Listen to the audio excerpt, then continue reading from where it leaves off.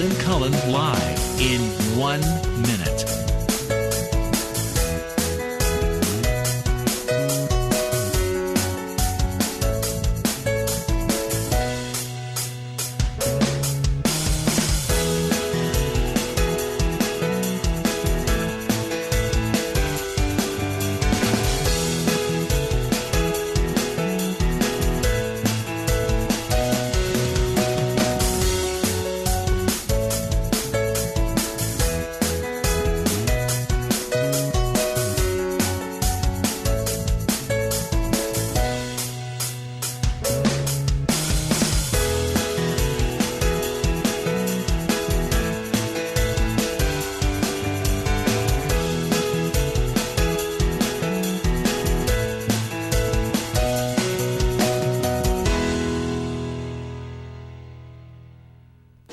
Welcome to Lynn Cullen Live at pghcitypaper.com. Email your questions and comments to Lynn at pghcitypaper.com.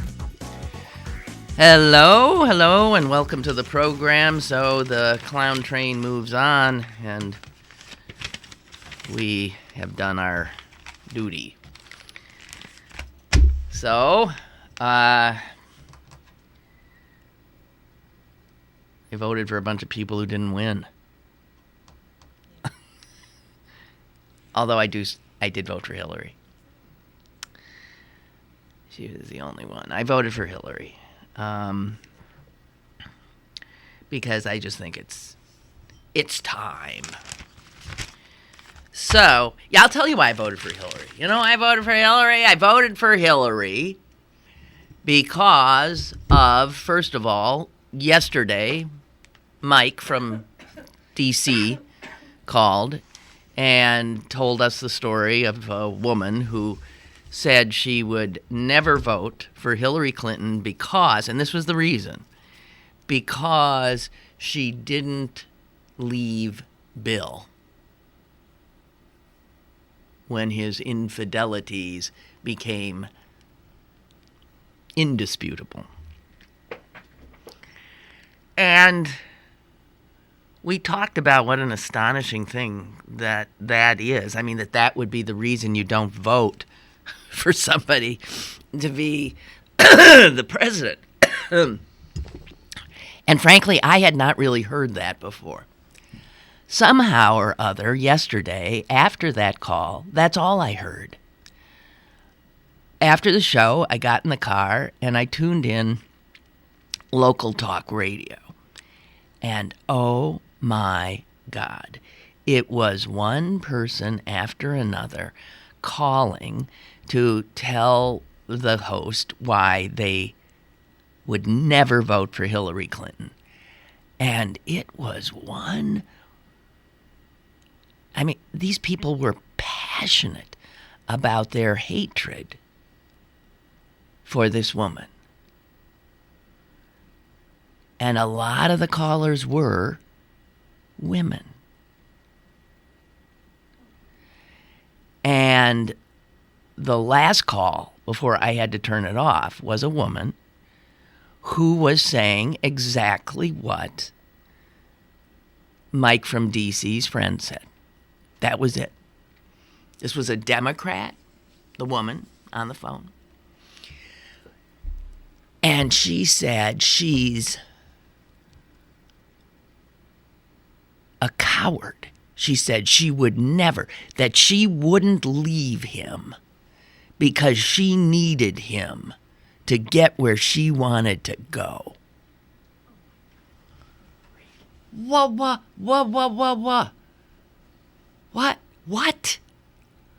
First of all, how are all these people in her head? How the hell do they have a clue what she thinks about her husband? That is as intimate a relationship as there is, and we are not privy to it. This woman actually was saying that Hillary Clinton stuck with Bill because she needed him to get to the White House. So she was putting her down for being weak on one hand, ambitious as hell on the other.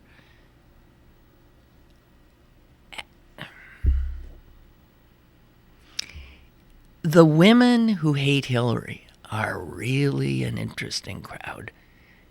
And there's a bunch of them. I mean, I have said I don't feel warmly toward her. I don't feel one thing or the other toward her. I don't have to. We aren't here to pick our best friend. We're here to determine who has the qualities, the ability to run this fractious nation in a fractious world in a fractious time. And wondering about why she stayed with an unfaithful husband and then elevating that to a reason for not voting for her is to me astonishing. You're making it all up in your own head.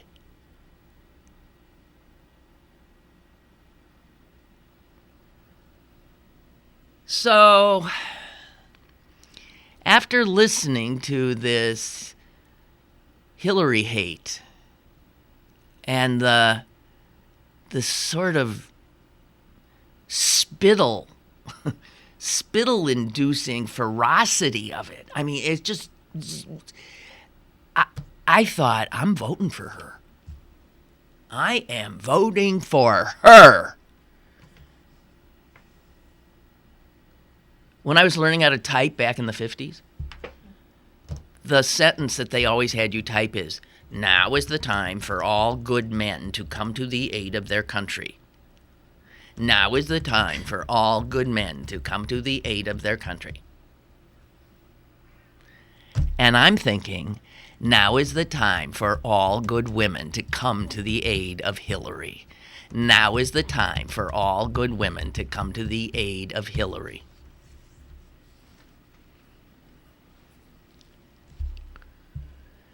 This idea that if a woman, I mean, she is under more stupid scrutiny that would never happen if she were a male. And so Donald Trump last night saying that the only thing she has going is the woman's card, and that if she were a man, she wouldn't even get 5% of the vote.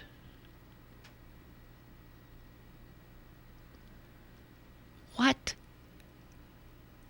And he noted women hate her too, or women think that. He did. He noted it.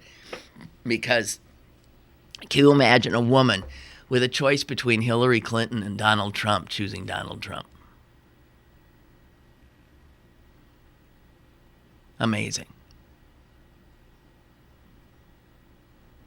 You know, there are terms for people in minority groups who identify with the oppressor: self-loathing homosexual, self-loathing Jew, self-loathing black, whatever, you know.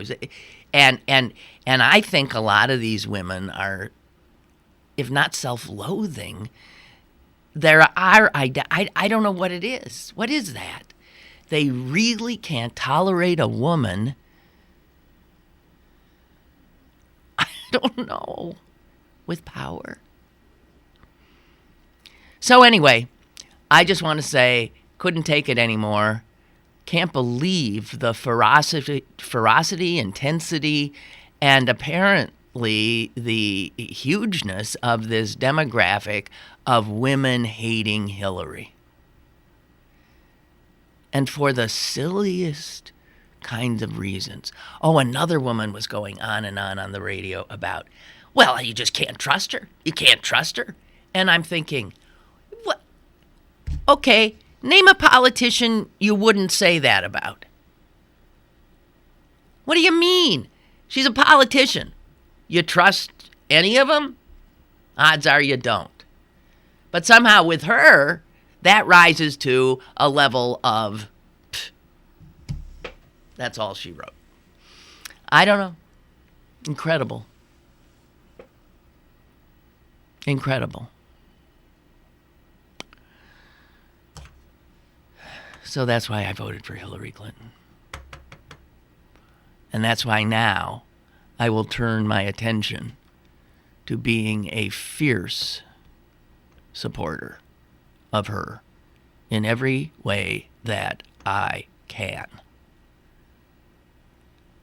Monetarily, boots on the ground, door to door, all of it.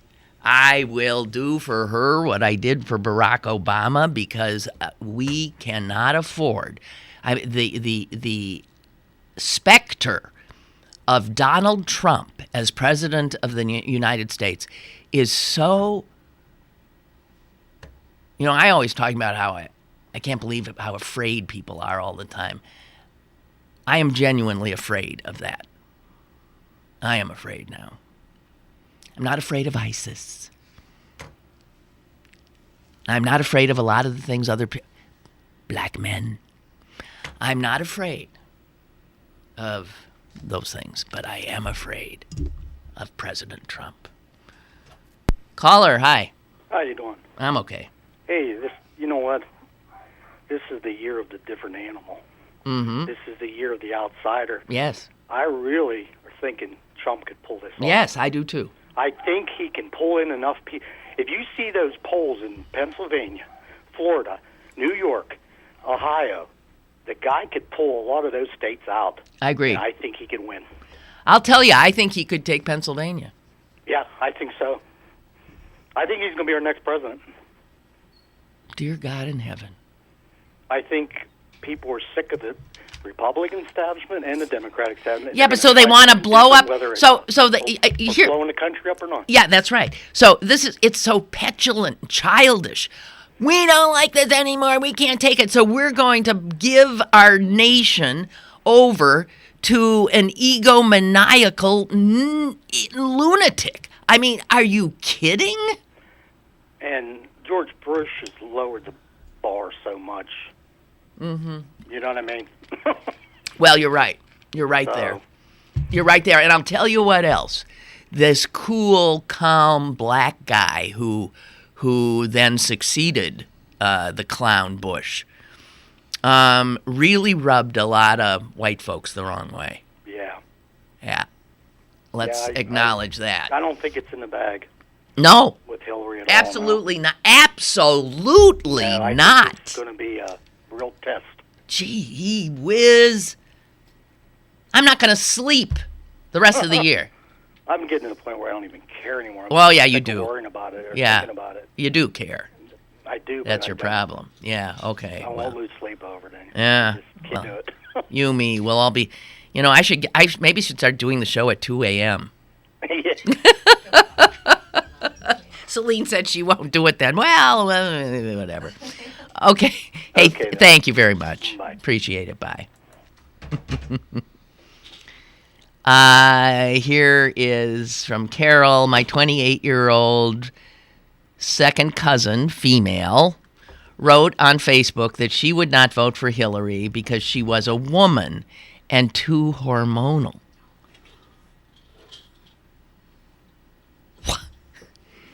What? Okay, well, that's a self-hating woman. That's a self-loather. Right there. You can't possibly. Although I have to tell you, back in the day when I was premenstrual, you wouldn't want me with my finger on the button. But you see, Hillary is menopausal. She's post-menopausal, so we don't have to worry. But you have to admit, some women, when they're premenstrual, are friggin' frightening, and I was one of them. I used to let everybody know, back away, back away.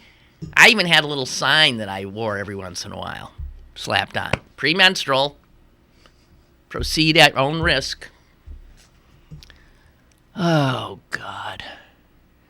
Ansel writes, I've been voting for president since the 1970s, and until this election, I thought I was well schooled on the primaries, the caucuses, and delegates. And although I've been quite familiar with superdelegates for some time now, the unbound delegates concept has somehow escaped me. Oh, yeah, we got delegates. We got delegates. We got delegates that are super. We got delegates who are unbound. We even have unbound super delegates, because that's what you're talking about. Amazing, isn't it? Last night, as I watched the returns, Ansel says, I heard a number of media personalities refer to Pennsylvania's delegate system as antiquated, weird, abnormal. How the heck did Pennsylvania get to this point? Are you kidding me? And can it be undone? We're the one with state stores, okay? And, weird, abnormal, and antiquated is us. It's insane. Now, how are we going to change it? I don't know. At least the Democrats, when you voted yesterday, you saw under the delegate's name who they were supporting. But the Republicans, you didn't see that, right? It was just a bunch of names of people you never heard of. And you didn't have a clue. I don't know. Yeah, Ansel, I agree with you. We've all been schooled because of this crazy primary season in how this works. And it's nuts. It's nuts. And here's another thing I heard brought up the other day. The taxpayers of the country, the state, the whatever, we pay for these elections. We pay to put them up for all the whatever has to be done. We pay for those. And yet, we are not all allowed to vote. If you are not registered as either a member of the Republican Party or the Democratic Party, you cannot vote. And I believe polls show that most Americans now consider themselves unaffiliated, independent. So you're asking all these Americans to pay for this process in which a whole bunch of them do not have a vote. Why shouldn't the damn parties pay for this stupid process if it's their stupid rules? I don't know.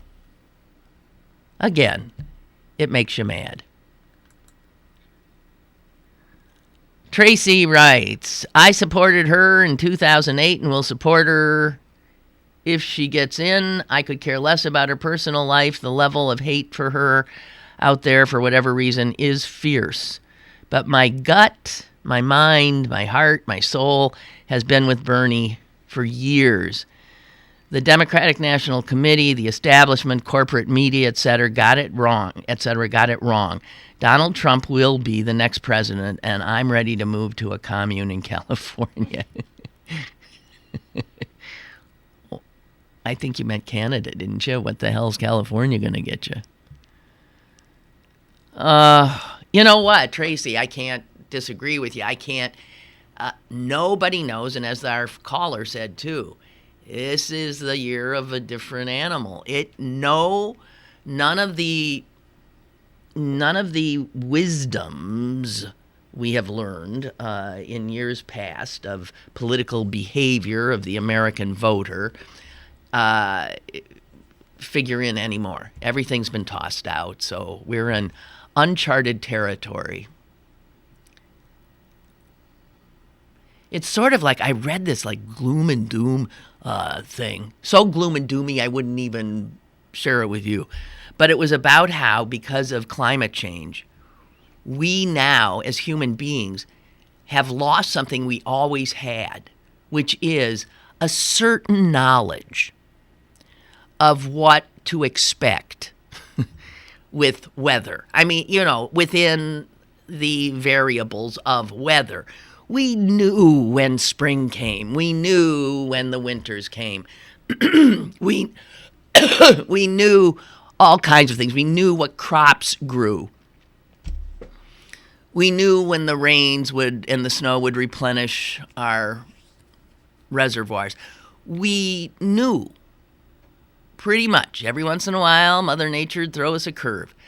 But the fact is, we know nothing now about even the natural world. We are really in uncharted waters, which, of course, in every way, which allows for all manner of hysteria. It's like giving a moist, dark petri dish over to some bacteria. I mean, we are now in the perfect environment for the rise of a demagogue, for the rise of an unbelievable candidate to triumph. And the reality we do know is the Democrats are putting up against him a woman who comes with tons of baggage and who is viscerally disliked by a huge percentage of Americans. Scary. William Wright, thanks for my first good laugh of the day, which was, I guess, when I said I voted for people who didn't win. I always do. William says, me too. And I also voted for Hillary. Oh, and so that was our one win, which surprised me. For months I thought I would vote for Bernie, me too. Then the moment came and I couldn't do it. I didn't feel the burn anymore. I felt burned out. Blame Rachel Maddow, he says. Oh, blame Rachel Maddow's Clinton town hall the night before. Hillary showed a panoramic command of well, yeah, anytime you sit and just listen to her. I mean, she and her husband are the smartest policy wonk heads in the universe. I mean, they just are. They live, eat, breathe, drink this stuff. Anyway. And William says, I was finally tired of Bernie's endlessly repeated stump speech. Yeah, I got sick of it too. God bless Bernie, writes William, and I concur. But I had to choose the best chief executive. I'm with you. Gigi writes, now is the time for all good women to come to the aid of Hillary. I love it. Way to go, Lynn. Now is the time for all good women to come to the aid of Hillary. Yesterday, I found myself thinking of Madeleine Albright's comments about a special place in hell for women who don't support each other. Yes, everyone should make their own choices, but as Democrats, it is definitely time to support our candidate. I loved Hillary's response to Trump saying she's playing the woman card. She cited issues she's fighting for, like including equal pay for women, and then said, if that's playing the woman card, deal me in. Woo-hoo, writes Gigi. Yeah. Henri writes, in the general election this fall, never has the phrase the lesser of two evils been more true. Both Clinton and Trump's negatives are very high, perhaps the highest of any two presidential nominees. On the other hand, never have we had two presidential candidates who are so unlike one another. Yeah.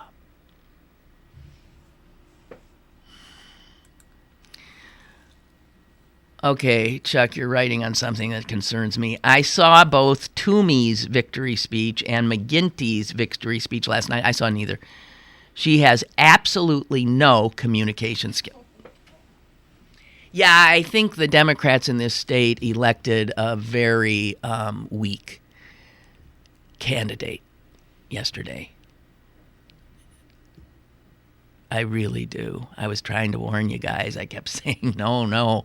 She has zero charisma. She's... between the two of them, I mean, snooze fast. You don't...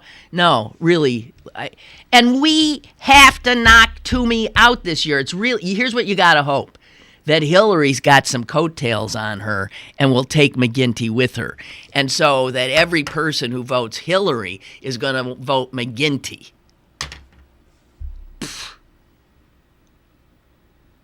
Not impressive at all. At all.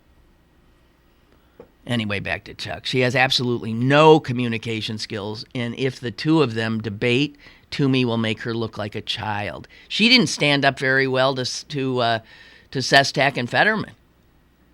She appears unpolished and unfocused. I hope she cleans up her act before now in the fall. Otherwise, it's 6 more years of Toomey. Yeah. Well, you either got it or you don't. There's no making her into a firebrand stump speaker and passionate. She's just not. She's milquetoast. Well, she's that strange. She's like the kind. I'm sorry. She's the kind of woman who, I just have. I bet she's competent. I bet she is competent, but she's not. She's programmed. She's like one of those. She reminds me of a little bit of a political Stepford wife. That kind of a, she's learned. I remember, it's sort of like anchor women.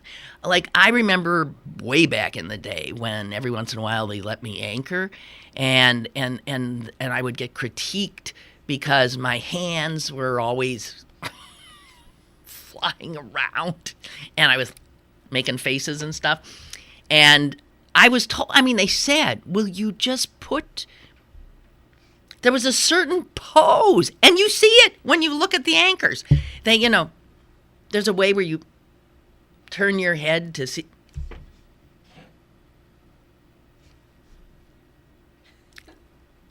And can't. So she's sort of the political equivalent of that. I don't know. Oh, shit. But she's all we got, so McGinty. By the way, I told you we wouldn't have McGinty if Fetterman had not thrown his hat in. He truly, he got a lot more votes than anybody thought he would. Hundreds of thousands of votes, and those by far would have gone to Sestak. He took Sestak's votes. Thanks a lot, John. Hope you enjoyed the attention. Thanks a lot. So if Senator Toomey is our senator for the next 6 years, I'm blaming you just like I blamed Ralph Nader for George W. I really am. You got to look at the, I play Words with Friends, Scrabble.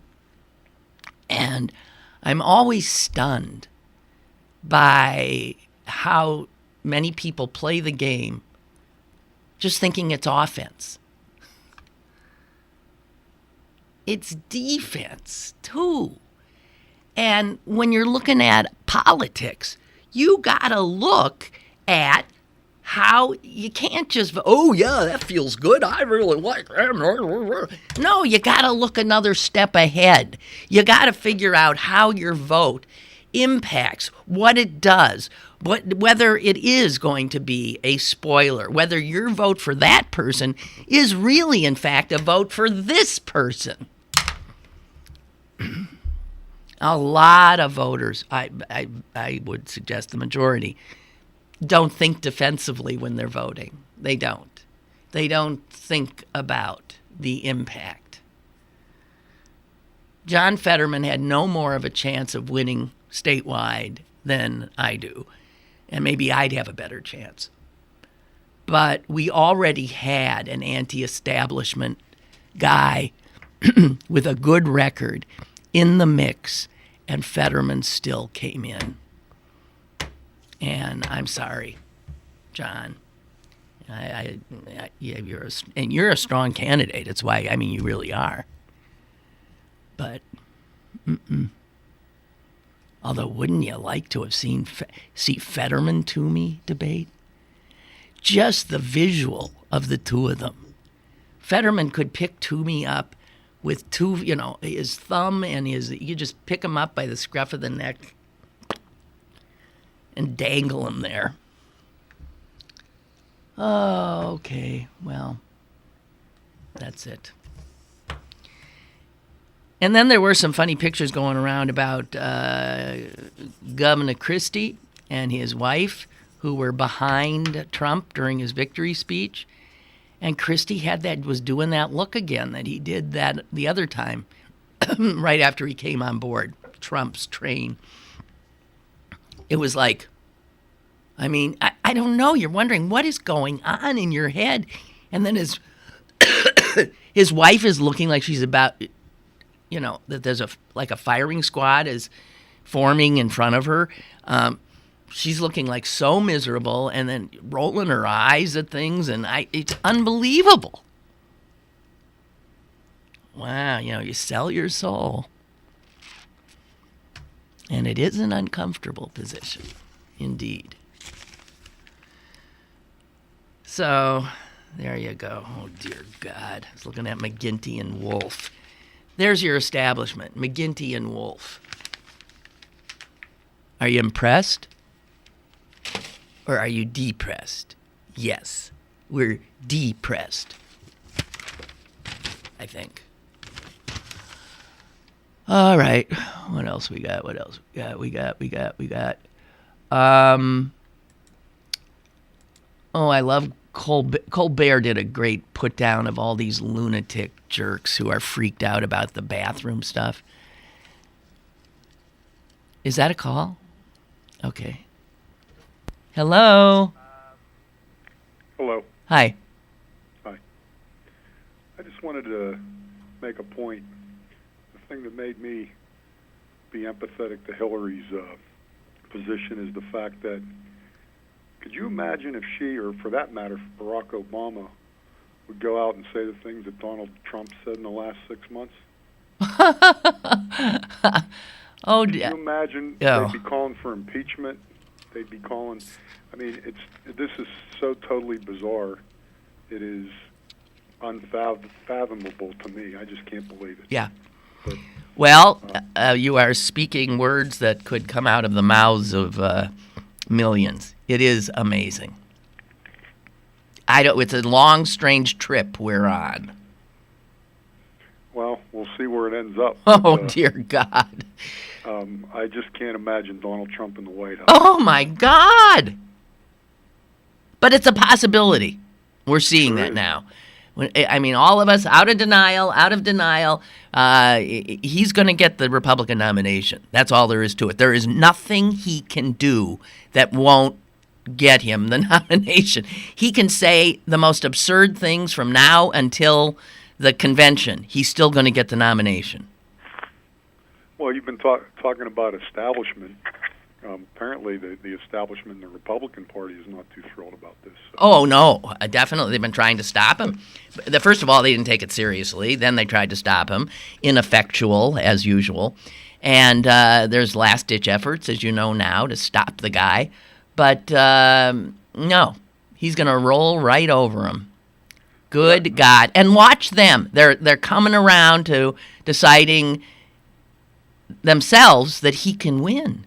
Maybe this guy can win. So they're going to embrace him. Watch the Republican establishment end up getting on board the Trump train. It just amazes me at the double standard, that's all. Yeah. It's sad, but it's a reality. Well, no, it is a reality. And people who don't see it are willfully not seeing it. And women who don't acknowledge it are traitors to their sex. Well, yeah, that is kind of something to watch. And Indeed. I did hear some of the things you spoke of earlier on the radio yesterday, and I was just going, and there are people close to me, women that are, extended family members, and I try not to talk politics. That's it. Family functions, but yeah, I just can't believe it. So I know. I'm with you. We're with you. We understand. You sound depressed. Okay. It'll all work out. Remember, regardless of who gets in there, they still have a Congress they have to deal with. Oh, God. Oh, God. Right. So, but this, yeah, okay. Thank you very much. Appreciate the call. I do. Thank you. Bye, bye, bye, bye, bye. Okay, let's go back to the bathrooms. Colbert, he was trying to talk to all these people in these Republican-controlled hysteria states that have, made it. I mean, I don't know how they're going to check. You got to show your birth certificate before you can use a bathroom. It's like voter ID in a way. You do. You have to show your. Anyway, so he says to these people, trying to tell them, hey, look, guys, here's the thing. I don't care if you're male or female, what sex or gender identity someone is. I mean this sincerely. I do not want to share a bathroom with anyone. For 2 reasons. Number 1 and number 2. Did you get that? Okay. When I am forced to use a public bathroom, he says, which is infrequently, thank God, I go in there with blinders on. I don't know who's next to me. It could be a centaur next to me, for all I know. I don't even like to look at myself in the mirror afterwards. I know what I did. I'm there for a surgical strike. Get in, get out, minimal casualties. And that's how I feel about public restrooms, don't you? I mean, it's I don't want. I mean, I have to be desperate to use them too. I go in, make eye contact with nobody, try to be as away from everything as I can. And that's what Colbert goes on to say. He says, I'm not there to make friends. I mean, if we've just come out of a movie and you're standing next to me, I don't want to talk about how irreplaceable Robert Downey Jr. is as Iron Man. I don't care if you're Robert Downey Jr. yourself. Second, if you're a fan of mine, that's wonderful, but please don't try to shake my hand in there because, well, anyway. Colbert then offered a special message to GOP lawmakers. He said this, to all those lawmakers out there who are so obsessed with who's using what bathroom and what plumbing they've got, newsflashed, you are the weirdos. And that's it. These people have no idea how silly and stupid they are. Oh, well, see, that's what we're not supposed to do. Put people down. I'm sorry. You're not silly and stupid. And then I'll do an eye roll like Christie's wife. Dorothea writes, last night KDKA said that Trump carried every county in Pennsylvania except for 2. And what would those 2 be? That would be Allegheny and Philadelphia? I'm willing to bet you. He didn't carry Allegheny County, did he? Well, wait, it was just the Republicans voting. So I don't know. If you think Hillary has Pennsylvania in the bag in November, you'd better think again. No, I agree. It's going to be a tough fight here. A very tough fight. Oh, Jesus. Okay. What else? I'm going to make a dream. Okay, that's it.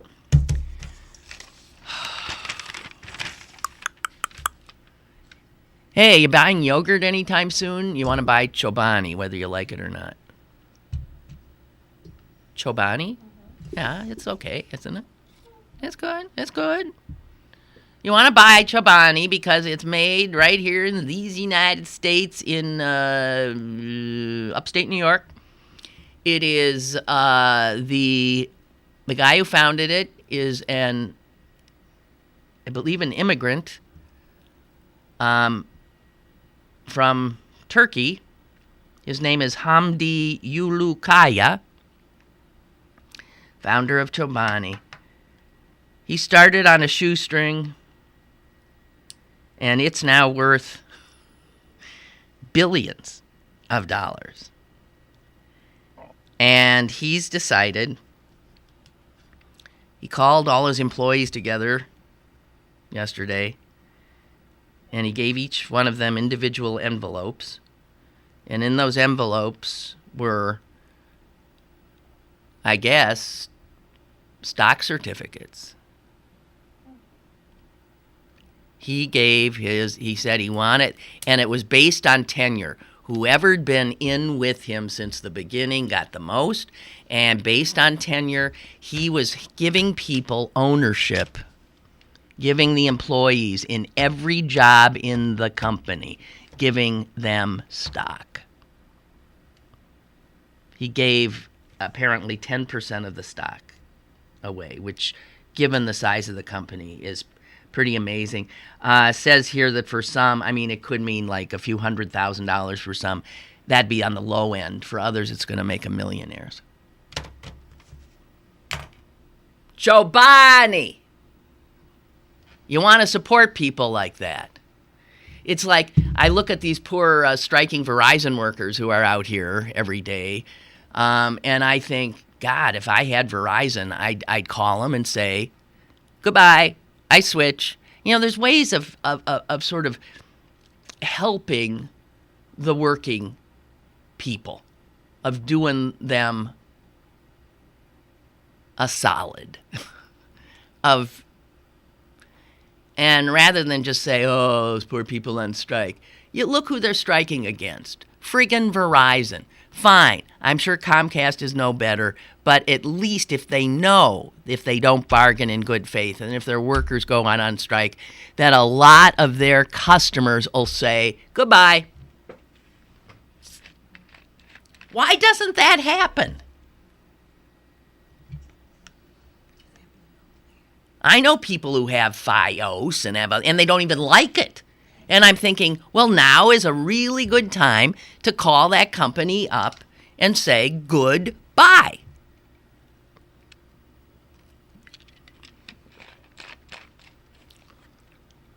Chobani pays employees above the minimum wage, offers full-time employees health benefits and all kinds of other benefits. He started early a 401k plan. And the owner, this Hamdi Ulakaya, said, I preached and nagged and tried to force all of my employees to sign up for it. Unfortunately, not all did. And I have continued to worry about them. What will happen to them in retirement? And that's the boss you want. Consequently, he decided to, let's give him some ownership. Yes! Yes! In every way, that's a great story.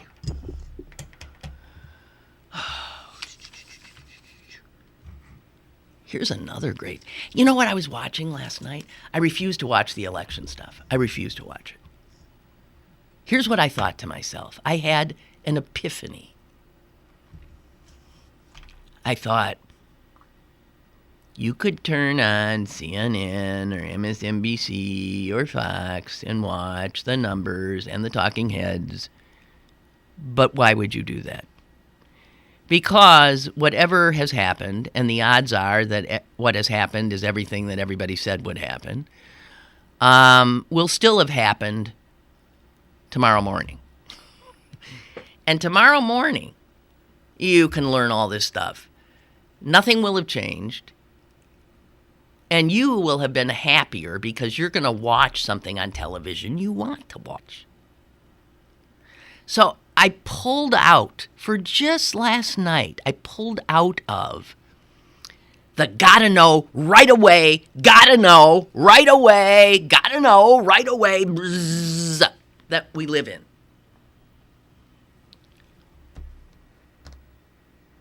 There's no reason to know right away. I don't care. It's silly, the speed with which we force ourselves. And, so anyway, I didn't know. I knew, but someone called me who wanted to talk about, hey, so what do you think? I said, I'm not even watching. You know what I was watching? I was watching PBS, the series that Ken Burns did on the national parks, which I had not watched before. Did you ever see that? Oh, is that wonderful? Oh, is that wonderful? Oh, my God. So I was watching that glorious thing. And what was so weird is at one point somebody said that the national parks were evidence of democracy working. Those parks were preserved and kept. What were they trying to keep out?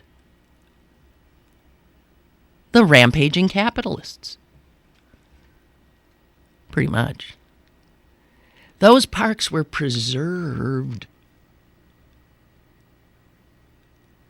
for us, for the people.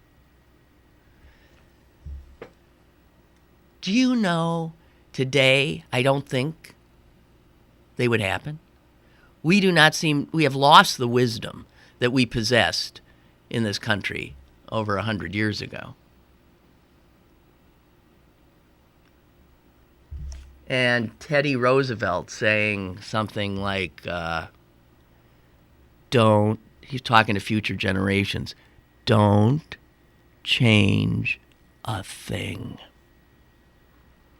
Leave them alone. Leave this alone. The ages have been at work on this. There is nothing man can add. Man can only mar it.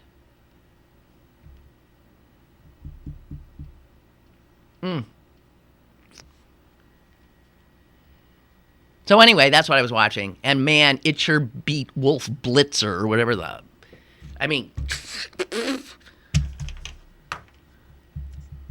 Okay, what we got? Oh, it's a good story. I love this. Okay, so in Australia, it's on the science beat again. They're working on researchers have, get this, they take teeny, you can't even see them, little slivers of copper and silver, and they weave it into cotton fabric. So like if it were woven into my shirt here, you wouldn't see it. It's that tiny, invisible to the naked eye, but it'd be in there. And one of the things they're finding is that then with with the copper and with the silver in there, when exposed to light, those little metal slivers become, well, they call them nanostructures. Okay, so these tiny little things release then bursts of energy. Put light on them, and they release bursts of energy, and guess what that energy does? It degrades, gets rid of, kills any bacterial matter around it or in it. In other words, any organic matter. Did I say bacterial? Any organic matter. So, if you had a stain, something was on the, put it under light, or just walk around with it, it'll be gone. Those little silver, it literally destroys stains. It destroys the organic matter that makes up whatever it is in as little as 6 minutes. So anyway, they say what they're working on, and this is early stages, but get ready, your future, I don't know that I'll live to see it. There will be fabrics that we will wear that will clean themselves.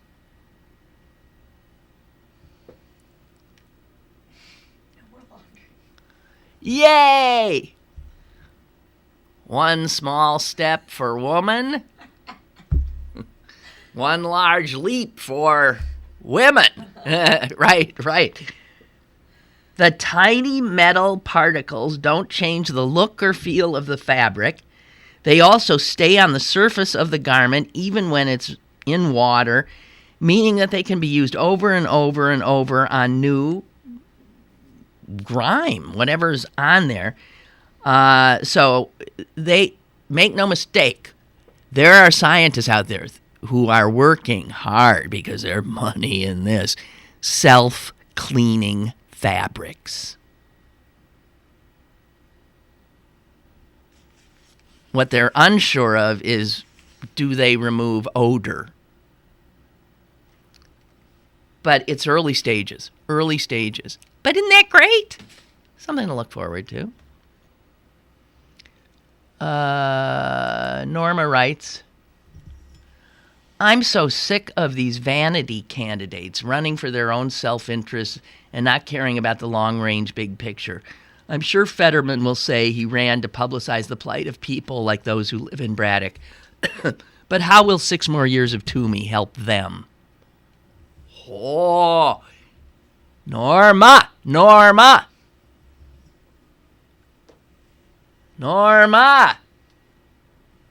That's well said.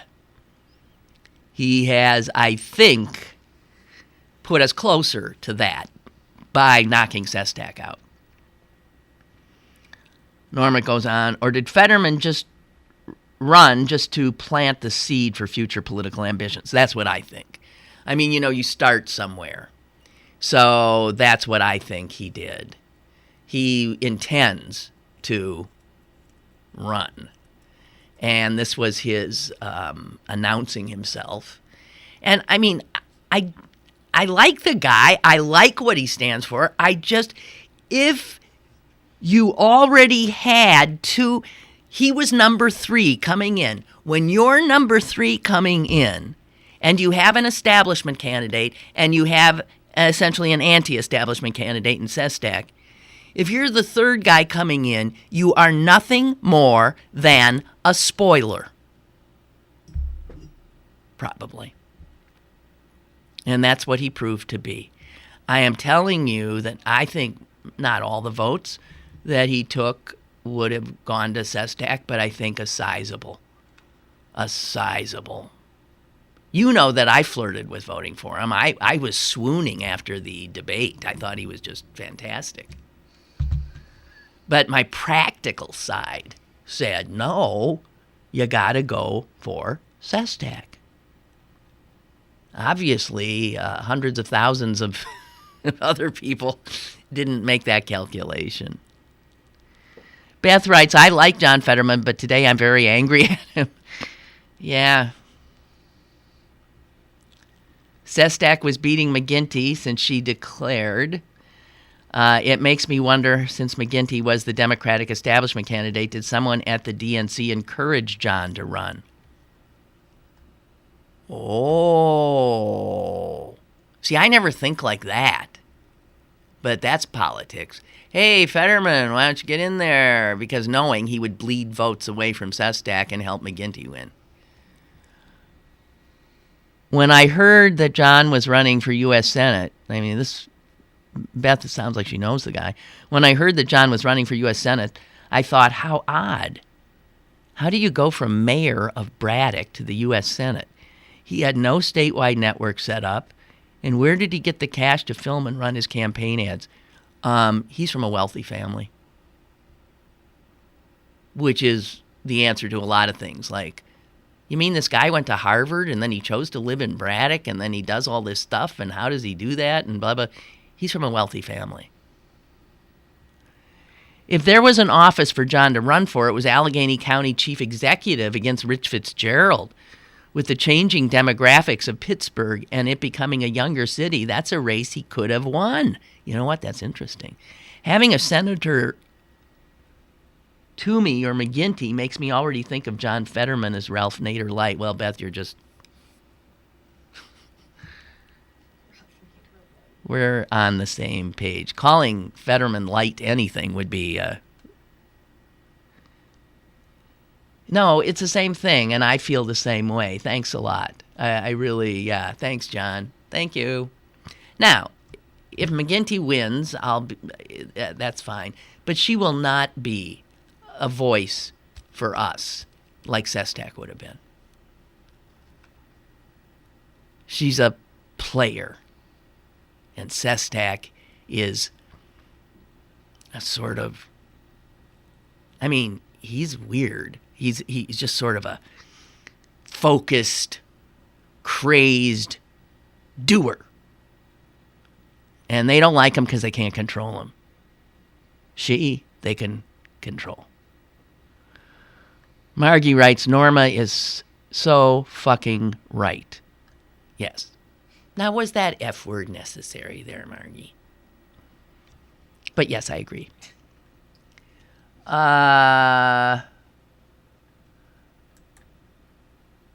Mike in Philly. Lynn, my wife and I recently moved, and we were shopping for cable providers. We had 3 choices: DirecTV, which is already hooked up, Verizon, and Comcast. We kept our Comcast Wi-Fi service. We called all 3, and it finally hit us. We are paying ridiculous amounts of money for cable. DirecTV offered us $80 a month for the things we wanted, but it was a 3-year contract. I know I'm not interested in some of this stuff. So we sat down and figured out what we watch, and don't judge us, haha. CNN, mostly HBO, Girls, Vinyl, Game of Thrones, John Oliver, The Walking Dead, Bates Motel, Fargo, Saturday Night Live.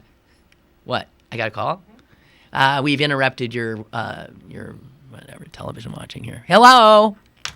Hello. I totally agree with you about Katie McGinty. Yeah. I think she is definitely a player. Back in 2013, the Democratic Committee voted for a moratorium against fracking, and they had over 100,000 signatures against it, against the fracking. And she opposed the moratorium. She said that it would bring jobs and it would be good for the economy. And she was the secretary Of natural... of the DEP. Yeah, And yeah. she also worked for the gas industry I after know, that. I know. So she's one of these, revolving door establishment types. She works as a Absolutely. regulator of an industry. She gets out of that and goes right into the industry, and now she's back, and she'll, supposedly be regulating again. No, this is, that's no Democrat I'm into. Damn it. I know. I thought, oh, another woman. And then when I read this book, Fracking Pennsylvania, Flirting with Disaster, I found this information. And I told everyone I knew, but apparently not enough people. Yeah, well, I told a bunch of people, too, and I guess not enough people. All right, you. Hang in there. Yeah, you too. Thanks. Bye-bye. Bye-bye. Okay, we're going back to Mike and Philly's TV habits. Okay, cut to the chase here, Mike. Wait, we have Hulu Plus, which... okay, I know people are... Like, I have a young person in my house, my son, and it's quite clear they're never going to buy any of these kinds of packages. You can get anything for nothing, pretty much. But some of us old farts are so used to doing what we do that we're willing to get fleeced for the privilege of it. So he now says, we got the app HBO Now, which is $11 a month, and we can see all of HBO that way, and we can cancel that at any time.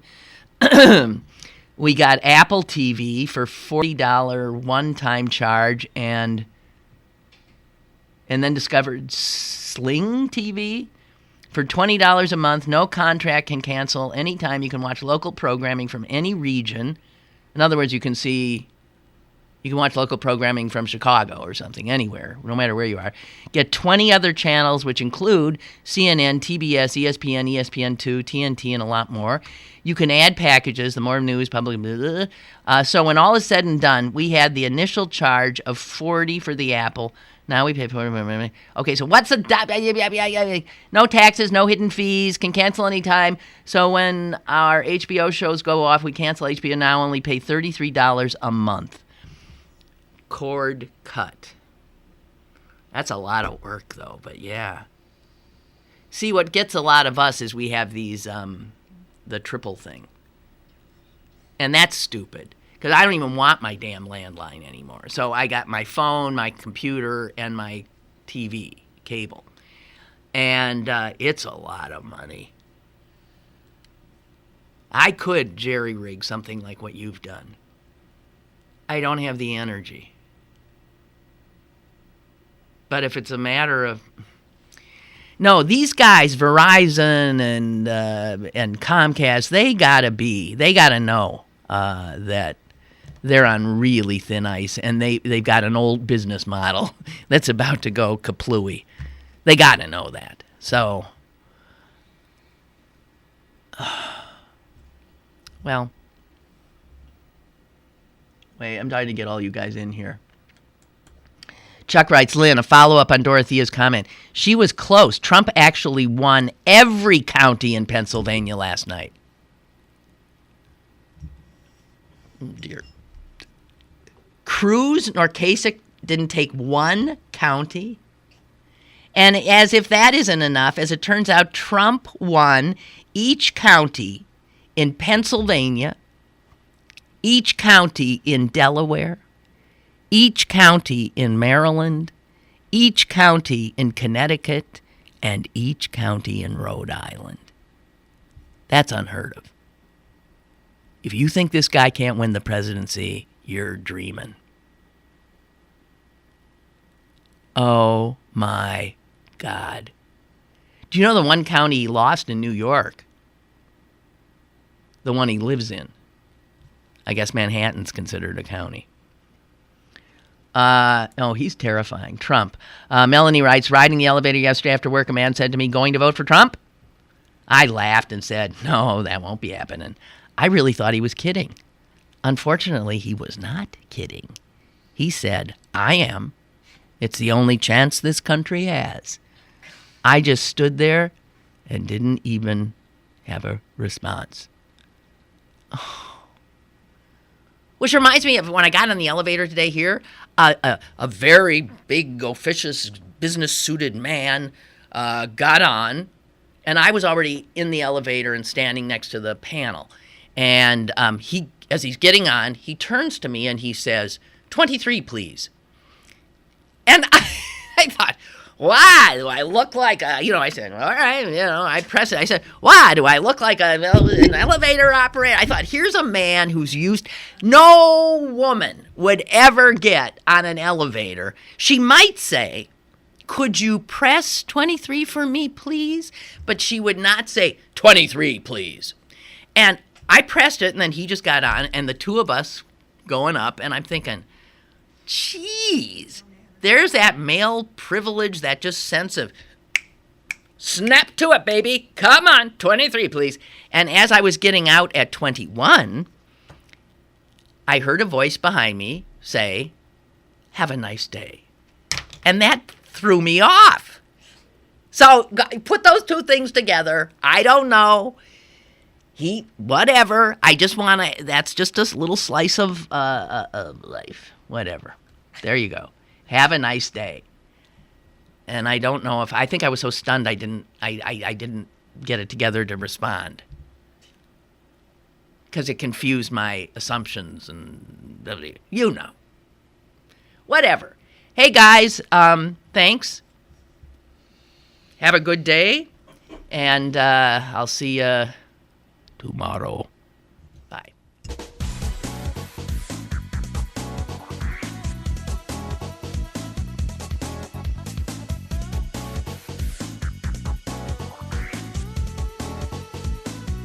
Lynn Cullen Live, Monday through Friday from 10 a.m. to 11 a.m. and archived at pghcitypaper.com. The opinions expressed on Lynn Cullen Live are those of the host and do not necessarily reflect the viewpoints of Pittsburgh City Paper, Steel City Media, and its advertisers.